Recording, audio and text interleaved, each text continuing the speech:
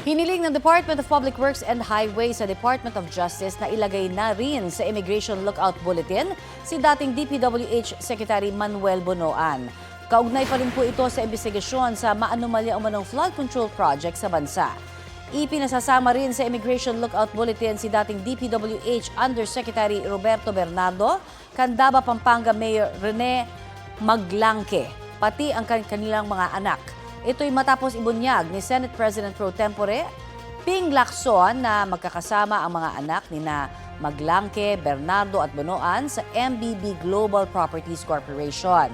Dagdag ni Lacson ang isa pang kumpanya ng mga Maglangke na Global Creek Builders Incorporated ay nakakuha ng mahigit 2 bilyong pisong flood control project sa Bulacan mula 2018 hanggang 2024.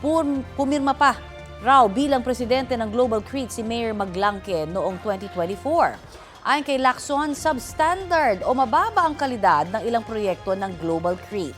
Sinusubukan pa namin kunan ng pahayag sina Maglangke at Bernardo.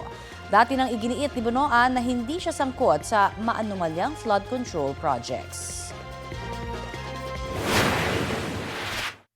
Ang construction firm, yung Global Creek na pag-aari ng mga Maglangke. Hindi kasama doon yung mga anak ni dating Secretary Bonoan at saka ni dating Yusek Bernardo.